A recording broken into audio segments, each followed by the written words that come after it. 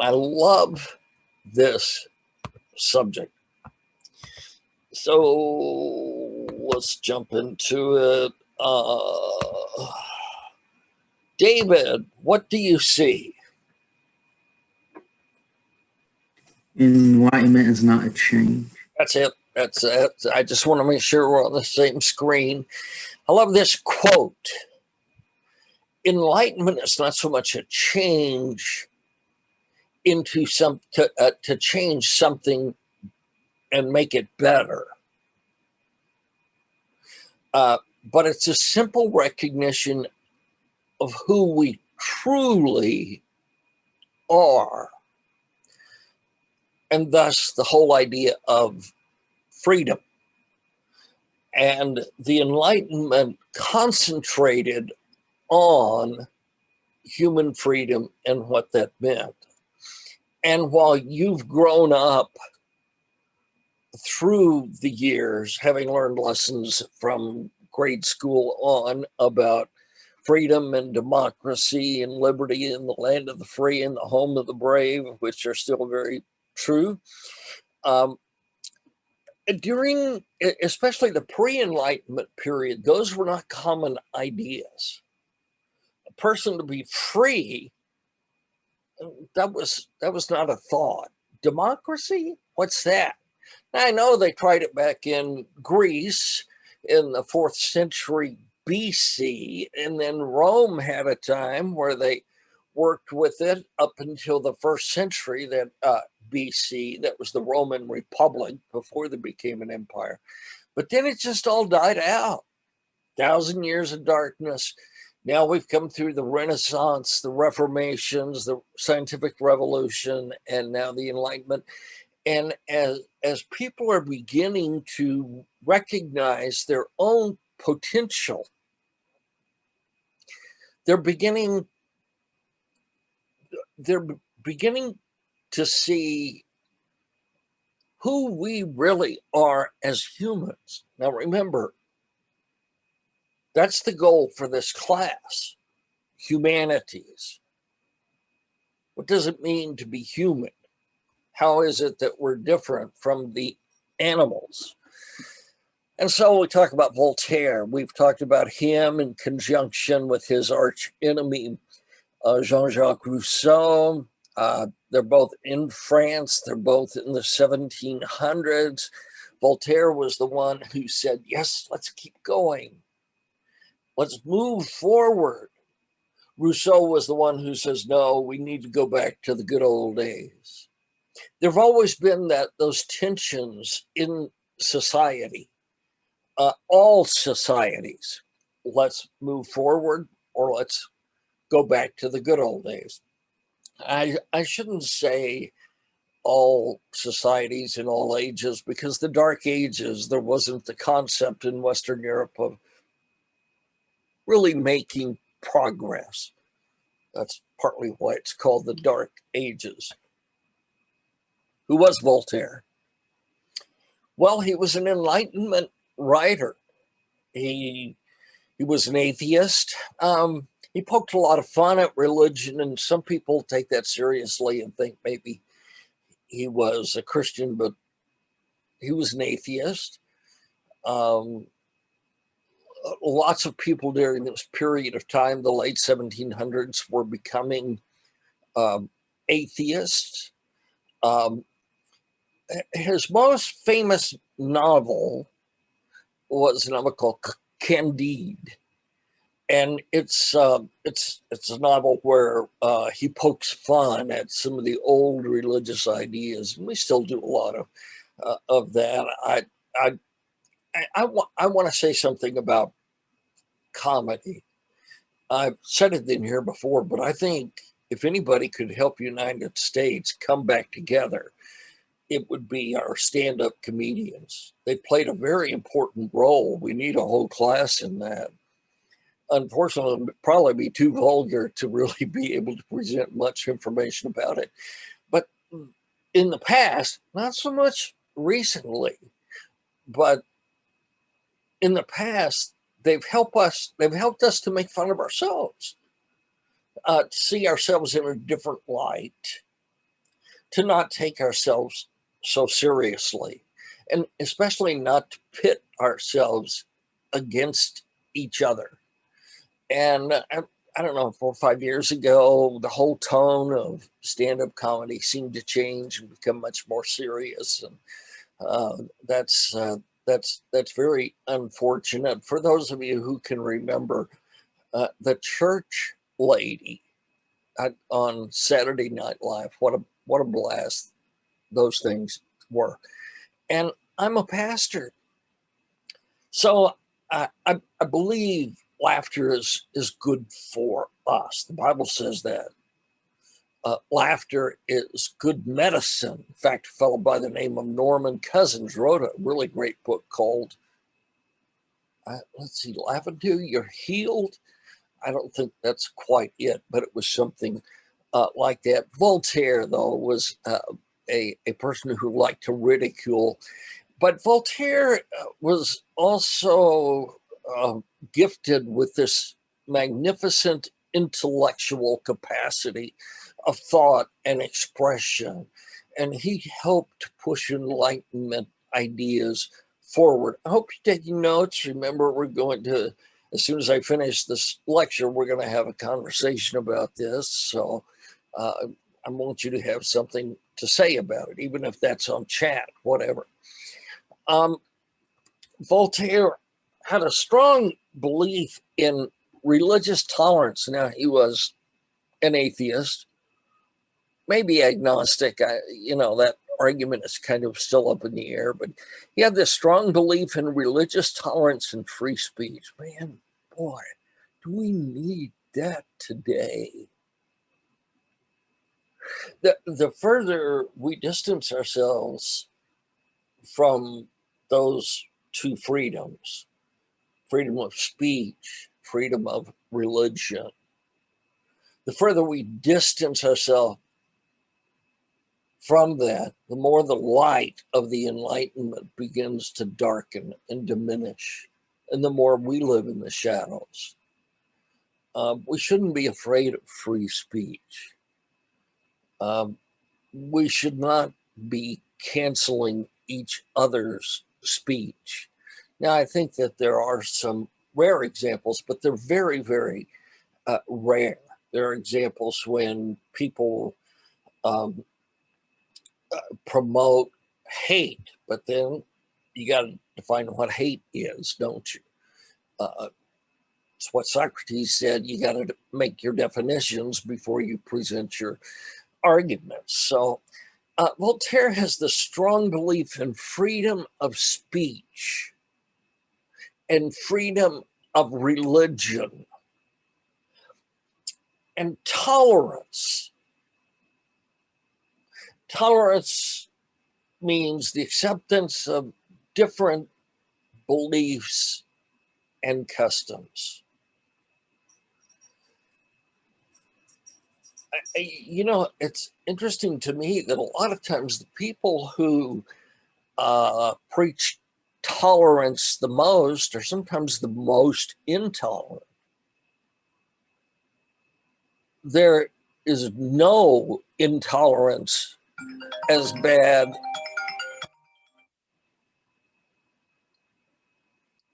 there is no intolerance as bad as the intolerance of the tolerant toward the intolerant.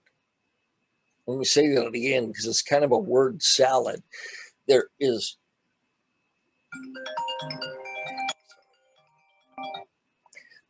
no intolerance as bad as the intolerance of the tolerant toward those who they think are intolerant.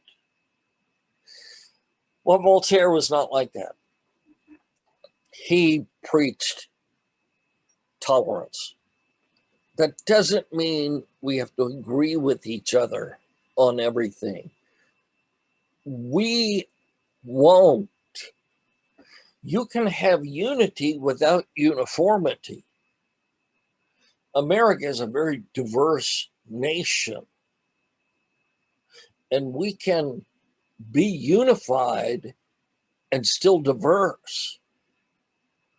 until we start breaking up into our tribes, that's a sociological term, to our niches, to our own little corners. Well, I'm this, well, I'm that, well, I'm this, I'm that. And when we start doing that and concentrating on ourselves, enlightenment fades. And so we've got to take that into consideration. Voltaire said, I disapprove of what you say, but I will defend to the death your right to say it. Enough said as far as I'm concerned. That's freedom of speech. In recent years, we find ourselves not allowing certain speakers to come on campus because we don't like their ideas, or just canceling other people like Facebook and Twitter regularly do. They only seem to cancel one side of the argument, not the other side. You're one of your best examples on that on Twitter has been LeBron James. The shooting that happened, I forgot now exactly where it happened, but where the policeman shot the girl while she was in the process of trying to stab another girl. And because the policeman was white and the girl that he shot was black, LeBron James posted a picture of this policeman and he said, "You're next."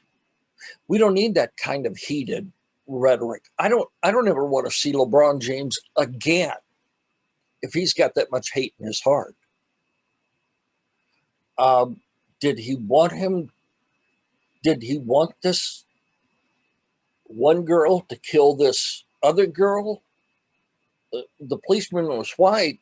He couldn't help that. So we really put ourselves into a conundrum here when we start dividing up into our tribes. It's not, I'm not getting into the fact that there is police abuse. We know that. I don't think it's bad as some people say, but to whatever extent it is, it needs to be eliminated. I need to be able to say that, and you need to be able to say that. I don't believe that there is systemic racism in this country. I got a right to say that. And you have a right to say exactly the opposite. These are not Jim Crow days. I lived through those days. They were horrible days. It's still not where any of us would like it to be, but the way to make things better is not by just defunding the police or targeting certain people or canceling certain people. I know, Twitter, Facebook, all of those people have the right. This is a capitalist country. They have the right to do that to a certain extent. But Voltaire was really big into free speech. Now, remember, the French Revolution is around 12 years after the American Revolution. So these ideas that were being presented in France were also being presented in America. And the American Revolution certainly influenced the French Revolution. And the French Revolution certainly influenced the development of the United States. And part of that is because one of our ambassadors from the United States after the revolution was Benjamin Franklin. Voltaire met Franklin. And when the U.S. Bill of Rights was written, these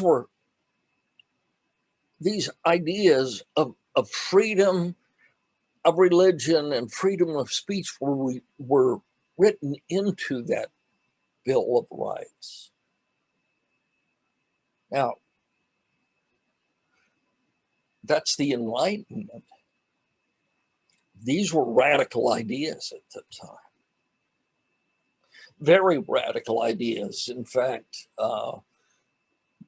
as we've talked about before, this whole concept of personal freedom started back with Luther and then began to come up through the scientific revolution and take root into the Enlightenment and move on from there.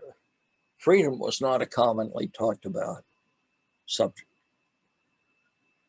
Not the way we think about it. It's so common to us today, but we shouldn't take it for granted that it's always been like that. An example would be the rights of the accused. Cesare Bassaria championed this. You can say Caesar if you want. It's Cesare or Cesare. But in the Middle Ages, torture of criminals was common, and the rack was often used to make people confess their crimes. Thumbscrews and things that were much worse. We're going to pull you apart on the rack until you confess your crime. Doesn't matter whether you were guilty or innocent. So a lot of innocent people would say they were guilty just to avoid that. Cesare was an Italian. He wrote a book on crimes and punishments in which he argued against these brutal punishments. And so today, a person accused of a crime, we believe, should have a fair and speedy trial without torture. He believed capital punishment should be done away with. I have mixed emotions on that. I don't know. It kind of depends on the day. I can argue that both ways. I used to be very much in favor of the death penalty. And then I saw a movie called Dead Man Walking. And, it's made me rethink that. And I don't know what I think about it. But see, I've got the privilege of thinking about it. Cesare says, for a punishment to be just, it should consist of only such gradations of intensity as to suffice to deter men from committing crimes. This means that the punishment should fit the crime. And why is the crime rate skyrocketing in some of our larger cities like Los Angeles and Chicago and New York? When a guy can basically murder somebody and be out on no bail on his own recognizance the next day, there's nothing to deter criminals from doing their worst. So I just think these ideas that we often take for granted today, they're very easy to lose. Well, like this idea of a crime should be punished enough so it will deter others from committing a crime. His ideas were adopted straight into our Bill of Rights here in America. Our Eighth Amendment prevents cruel and unusual punishment. Obviously, from time to time, we have to come back and review that and ask questions like, is waterboarding torture or not? I'm not smart enough to answer that question for you, but I am smart enough to know it's a good thing to have the discussion on it. So a lot of these Enlightenment ideas formed who we are today. So probably the best thing that came out of the Enlightenment was America. If you hate America, I would really encourage you to travel. There is a reason nobody's trying to get out of America, and a lot of people are trying to get into America. And America was formed a lot from these Enlightenment ideas and ideals. The modern views of government that we have came from Enlightenment thinkers. And indeed, they influenced monarchs all over Europe. And they affected, through both the modern American Revolution and the French Revolution, but even other monarchies around France in Western Europe at this time began to soften up some of their fascist approach to government. The Enlightenment didn't change Europe overnight, and many countries still had kings, and some of them became enlightened despots. As you know, the United Kingdom today has a monarchy, but the monarchy is a symbol. It's a tradition. It's not a power anymore. If it has any power, it's just through royal influence, not command. The British government is the parliament. And that's how the UK is ruled, not by Queen Elizabeth. And you can hate the monarchy or you can love the monarchy. Doesn't matter. What I'm trying to say is the Enlightenment influenced the idea that democracy needs to be the idea of the day. Great Britain is a democracy. It's a little different than our form of democracy. But all of these ideas came out of this period of time, the 1700s, this period of time that we call the Enlightenment. And there are these two revolutions, then the French and the American revolutions, and both America and France had revolutions overthrowing their kings. The revolution in France was much more violent. I'm not saying the American Revolution wasn't violent, of course it was. Just read some about the terror in France during the revolution, and you'll see what I mean by violence. Excuse me. So, the Enlightenment in America, these ideas of the Enlightenment had a major influence on leaders of the American Revolution. English leaders in America shared John Locke's from the United Kingdom and the traditions of the Magna Carta. So some of these things go back and they evolve and they take time. We've evolved into a democracy here, but it took 1,000 years or more. Maybe someday we'll evolve to the place where we don't have wars anymore. Wouldn't that be wonderful? When the Americans rebelled, starting in 1775, they pointed to the abuses of the English king, King George. Maybe some of you remember the story of Rip Van Winkle, who went to sleep under King George, and he woke up under President George Washington.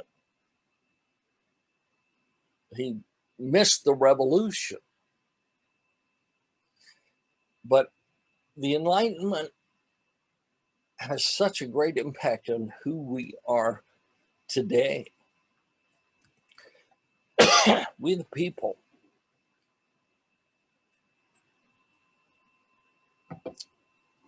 There's a thought for you. You can meditate on that for a long time. We the people. government for the people, of the people, and by the people. What an unusual concept. But there's a lot of Enlightenment ideas that you can see in our Constitution.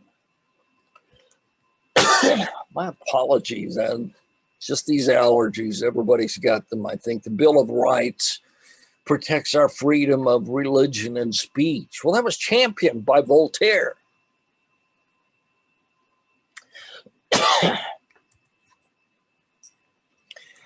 The Enlightenment in France, 1789, the revolution officially began. We looked in our last lesson at some of Jacques-Louis David's neoclassical paintings, the Tennis Court Oath, where the Third Estate where the Third Estate was locked out of the Estates General, the First and Second Estates meeting, so they went down to a tennis court and they all took the oath. Jacques-Louis David's paintings helped to create all of that and helped to add emotion and to say there are some principles worth dying for. David's painting The Death of Socrates was like that. Very, very powerful painting.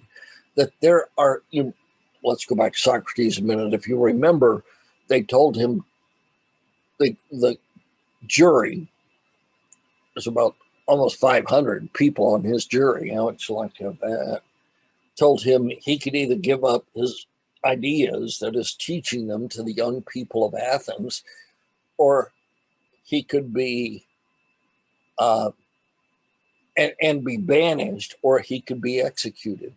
He says, well, I choose the third option. I choose the state, Greece, giving me, paying me to go around teaching the young people, obvious sarcasm. And so they put him in prison, and he had to drink the hemlock and the poison, and he died. And now, much more than 1,000 years later, 2,000 years later, I guess, you've got France dealing with the same thing, and you've got Jacques-Louis David painting these incredible paintings of neoclassical art. A lot of violence in France associated with the French Revolution. This is when the guillotine was invented. Actually, it was invented kind of as an act of kindness in a way, that it was a less cruel way because it was so quick.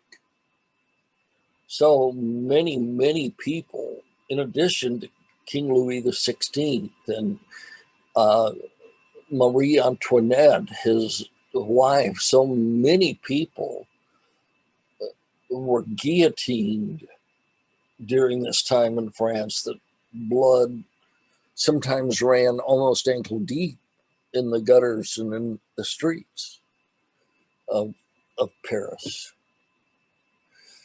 So this terrible violence erupts. The Enlightenment has caused it. Now, you got to think, how in the world can enlightened ideas lead to violence? Here's why it did. It started off in tribalism, 3 estates: first estate clergy, second estate aristocracy, third estate everybody else. So third estate, we don't like those other 2 estates, so we're going to get rid of them, which they did. But then, instead of really listening to each other, every little group in this third estate that was now governing the country, they began fighting with each other.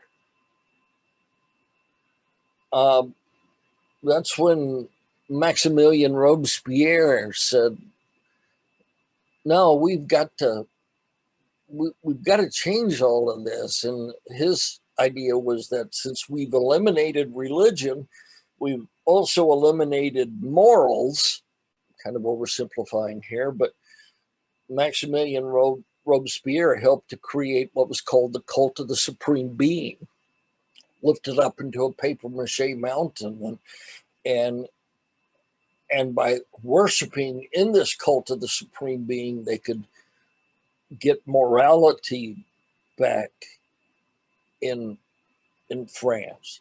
It didn't work. They weren't Democrats and Republicans. Their groups had other names like the Jacobites and others. And they hated each other. And they wouldn't listen to each other, and they just shouted each other down. Maximilien Robespierre was trying to change all of that. And what they do, they cut his head off.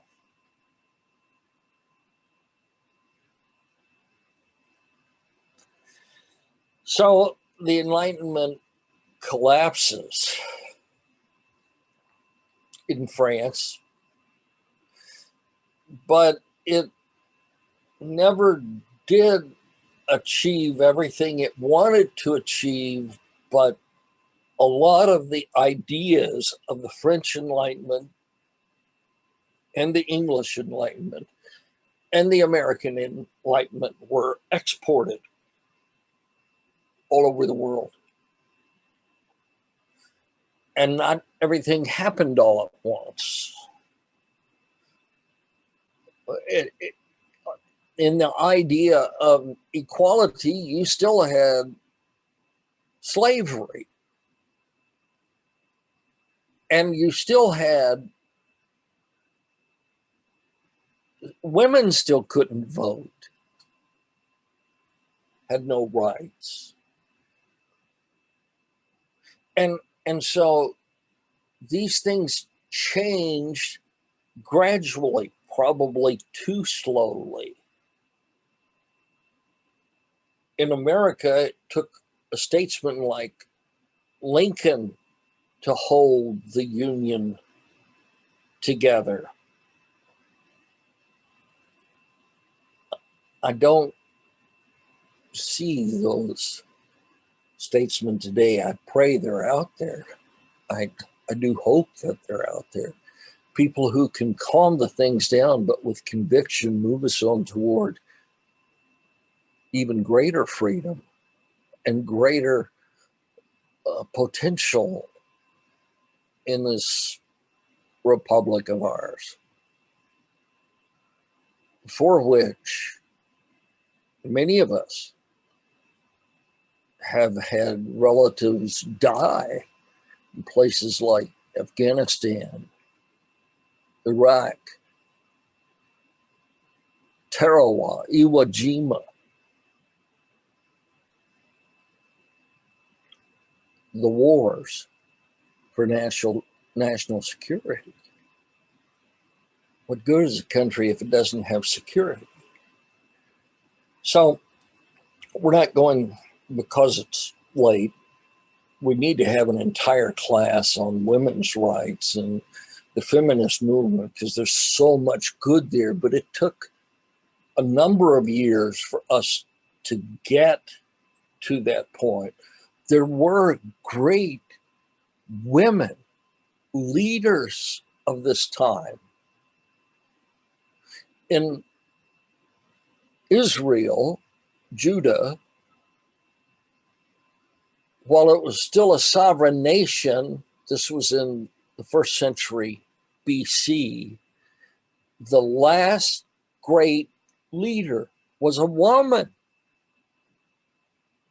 Queen Alexandria Salome. You've never heard of her because we don't talk about these women very much. Then Israel becomes a state again in 1948, and next thing you know, you've got Golda Meir as the president. First president that they asked to be president, first person they asked to be president was Albert Einstein. Don't know if you know that, but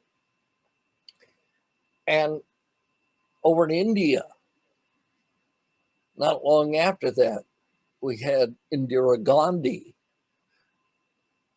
So it's we haven't healed all of those issues between men and women and between blacks and whites. But the worst thing we can do is divide up into tribes and just yell at each other. Once the ideas of the Enlightenment were expressed, women wanted these rights as well. Why not? Well, I'm going to let you can read the rest of these on your own. What I want to do right now is to move to our discussion in this class. But whatever you do, please remember these important rights we have, like the freedom of speech, free speech, doesn't mean we all have to agree with each other. If we all had to, there's a difference between unity and uniformity, as I've said in this class before. We can be united even in diversity. If uniformity, you know what uniforms are, that we all look and act the same and march in lockstep. If uniformity is the criteria, then, well, for one thing, my wife and I could have never stayed married for 49 years because we don't agree on everything, and yet we're still best friends. We've got, if the Enlightenment can help us in any way today, it should be to help us to keep thinking about unity and not dividing like the French Revolution did back into our tribes.